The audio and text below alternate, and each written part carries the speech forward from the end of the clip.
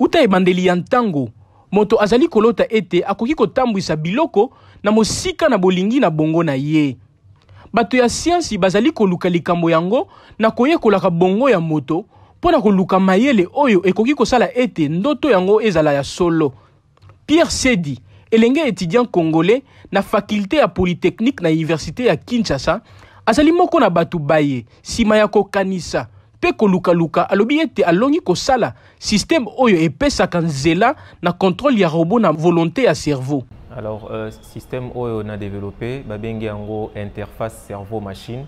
Et un système moko oyo ezo permettre na mutu à partir ya makanisi na ye, à partir ya cerveau na ye, à contrôler biloko ba objet à partir ya makanisi na ye. Donc tant mutu azo kanisa makanisi na ye eza transmis à partir ya casque oyo akotia na mutu.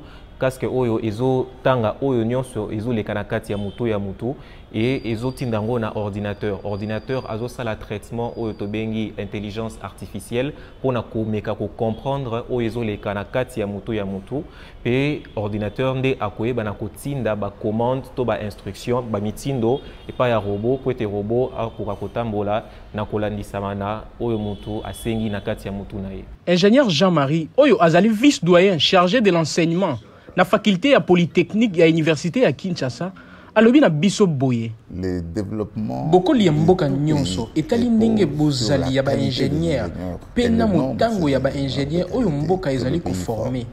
Lelo botombwami ya mboka esengaka kokota ya mai, lotiliki, transport pe ya nzoto kolongono.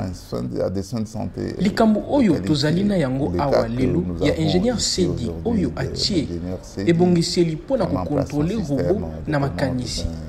Kasi ezo lakisa ete ata kotoza na pasi makoki ezali ya kozala na bilenge kokoka kosala makambo minene.